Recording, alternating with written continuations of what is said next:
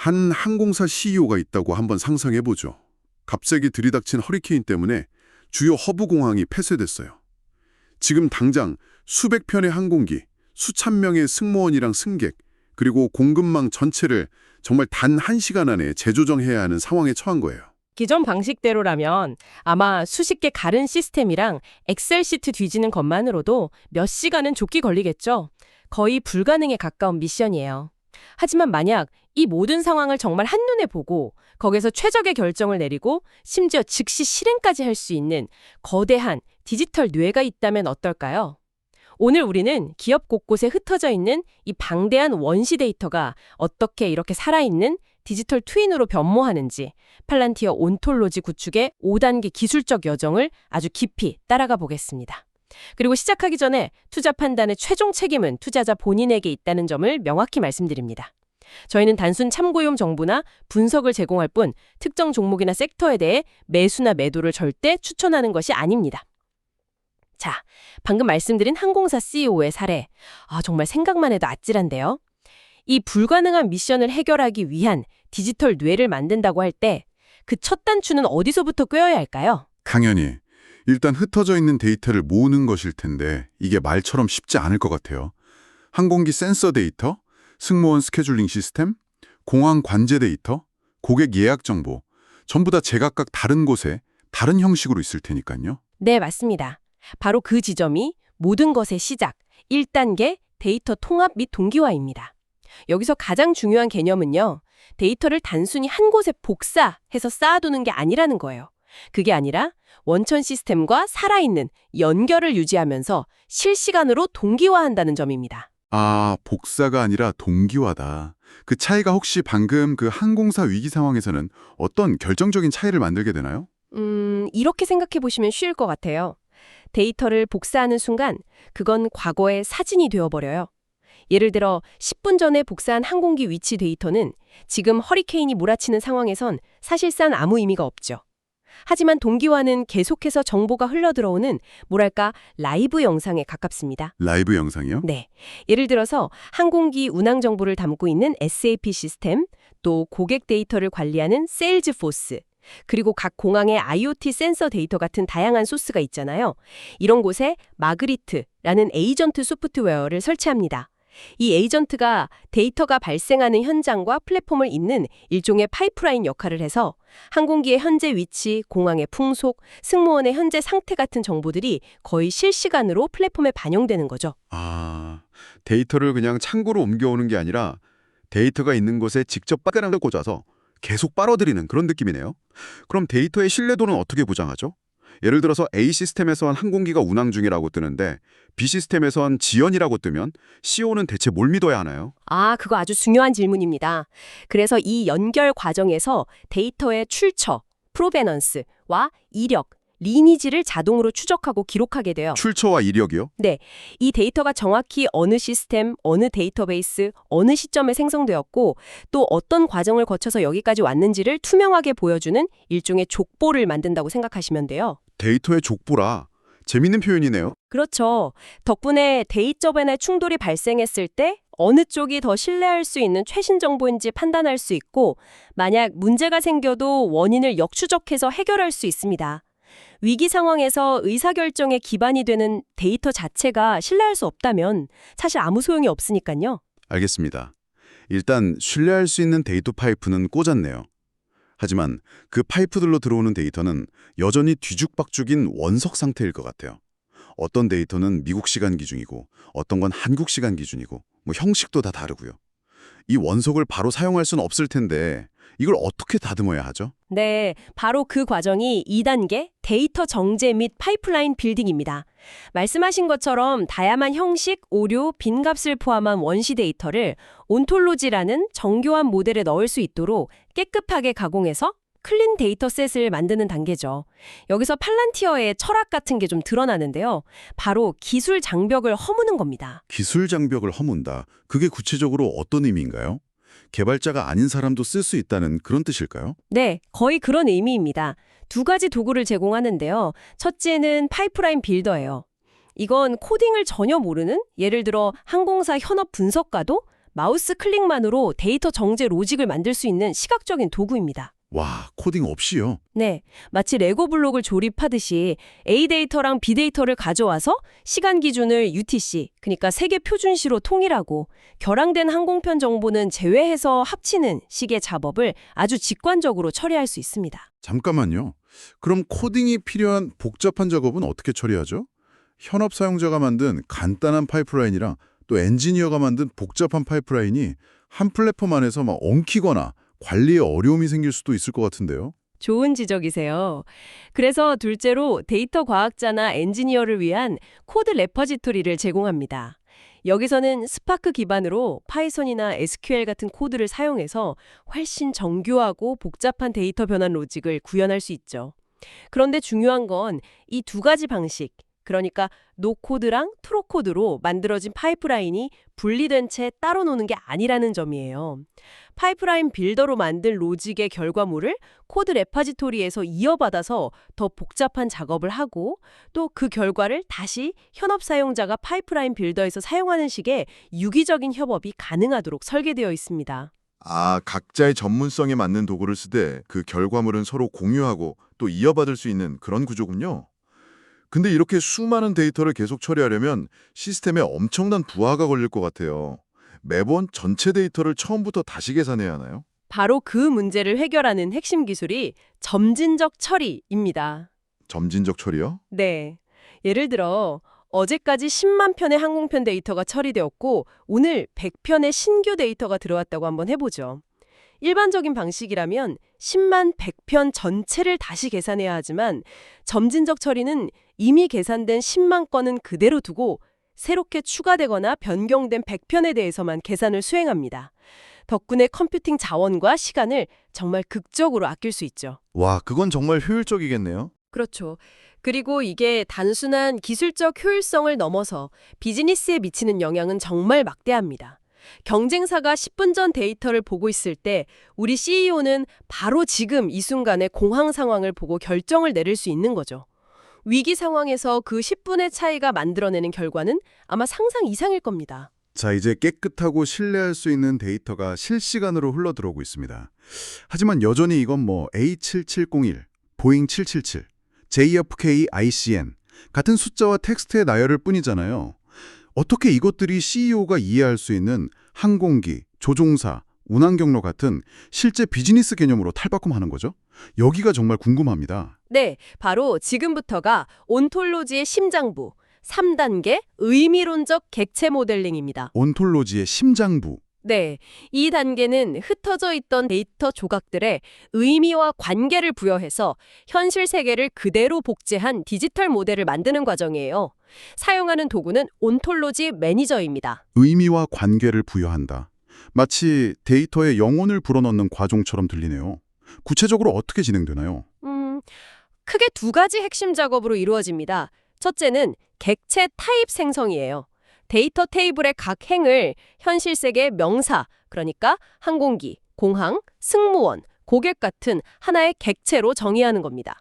이렇게 되면 이제 A7701이라는 아이디는 단순한 텍스트가 아니라 고유한 속성, 예를 들면 기종, 나이, 정비 이력 같은 것들을 가진 A770 항공기라는 살아있는 객체가 되는 거죠. 아하, 데이터 쪼가리에 이름표를 붙여주고 정체성을 부여하는 거군요. 그럼 두 번째는 뭔가요? 둘째는 링크 타입 정의입니다. 바로 이 객체들 사이의 관계를 설정하는 동사에 해당하는 작업이죠. 예를 들어 김민준 조종사라는 객체와 A001 항공기라는 객체 사이에 무엇을 조종할 자격이 있음이라는 링크를 만들고 또 A001 항공기 객체와 JFK ICN 항공편 객체 사이에 무엇의 배정됨이라는 링크를 설정하는 겁니다. 잠깐만요. 그건 그냥 데이터베이스의 조인이나 외래키로 테이블을 연결하는 것과 본질적으로 뭐가 다른 건가요? 겉보기엔 좀 비슷해 보이는데요? 네, 겉보기엔 비슷하지만 담고 있는 정보의 차원은 완전히 다릅니다. 외래키는 그저 A001 항공기 테이블의 조종사 아이디가 2123이다. 딱 여기까지만 알려줄 뿐입니다. 그게 전부죠. 하지만 온톨로지의 링크는 A001 항공기는 현재 김민준 조종사 2123에게 배정되어 있으며 김민준 조종사는 이 기종에 대해 자격 인증을 받았고 법정 최소 휴식 시간을 충족했으며 현재 JFK 공항 터미널 B에 위치하고 있다는 식으로 관계의 의미와 맥락 전체를 담고 있습니다. 이런 링크들이 다 모여서 회사 전체가 거대한 소셜 네트워크처럼 연결된 그런 그래프 구조의 관계망을 형성하는 거죠. 와, 이제 확실히 알겠네요. 단순히 데이터 연결이 아니라 비즈니스가 실제로 돌아가는 방식, 그 안에 담긴 규칙과 맥락을 그대로 디지털 세상에 구현하는 거군요. 이건 정말 다른 차원의 이야기네요. 맞습니다.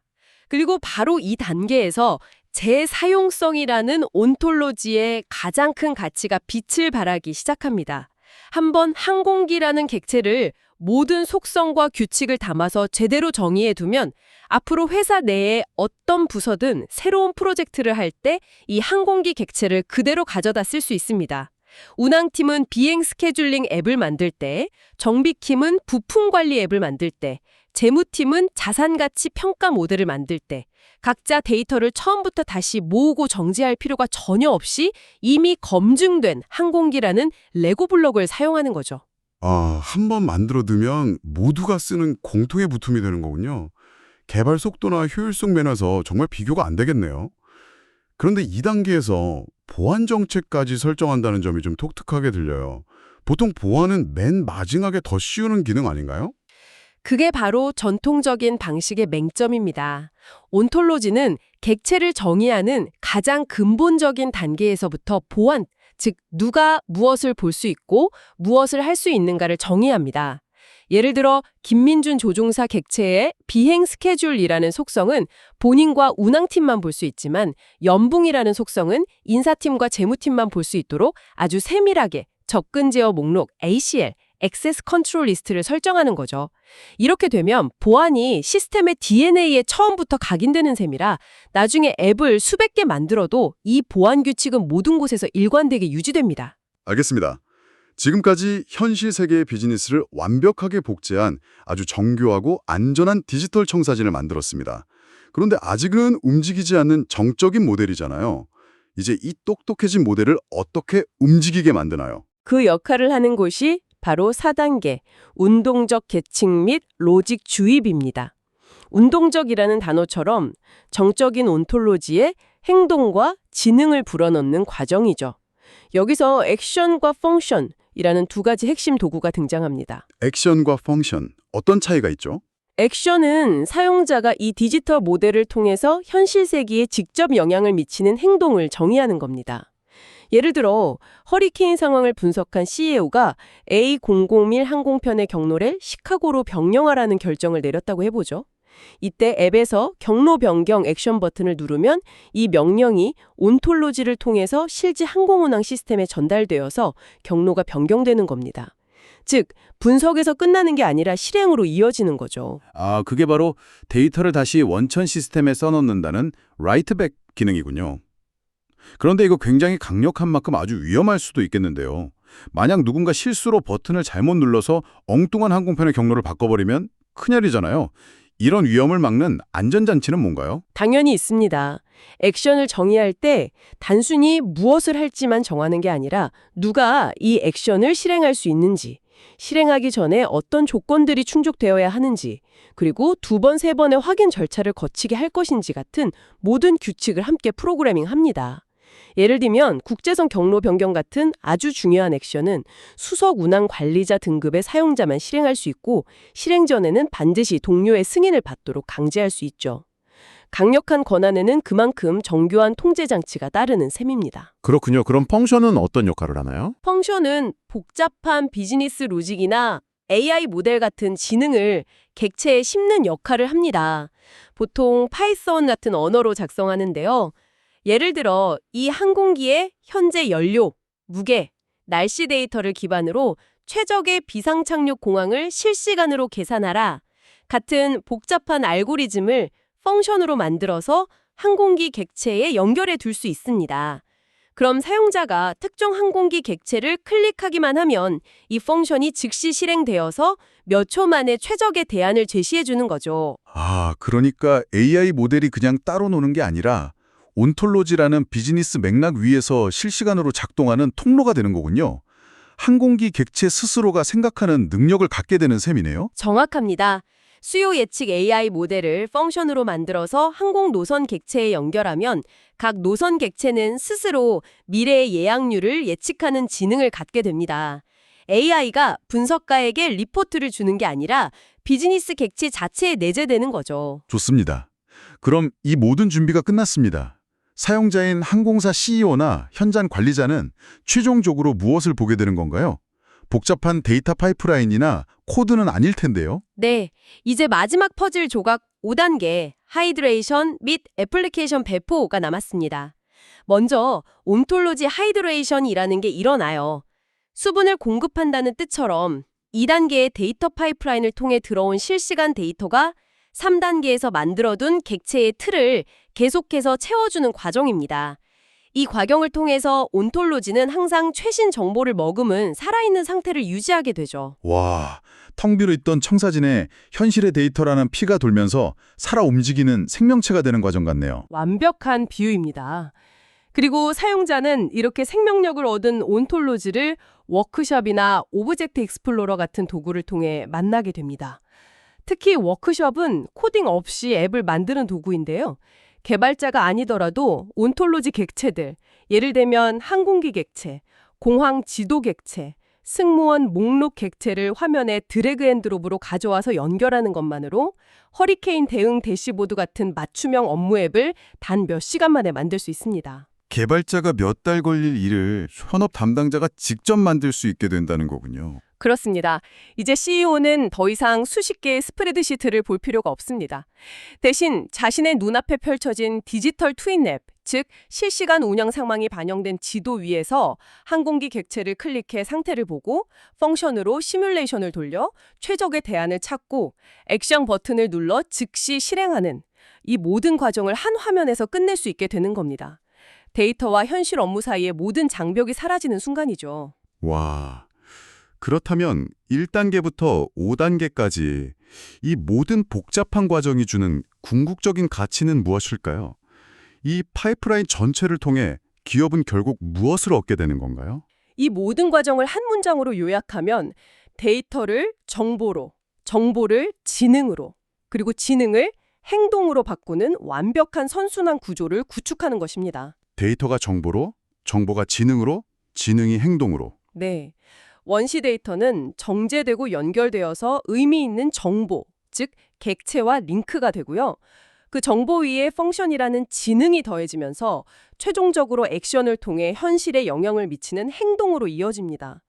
그리고 그 행동의 결과는 다시 데이터가 되어서 이 온톨로지를 더욱더 똑똑하게 만들죠. 한번 구축하면 끝이 아니라 계속해서 스스로 학습하고 발전하는 시스템이 되는 거군요. 맞습니다.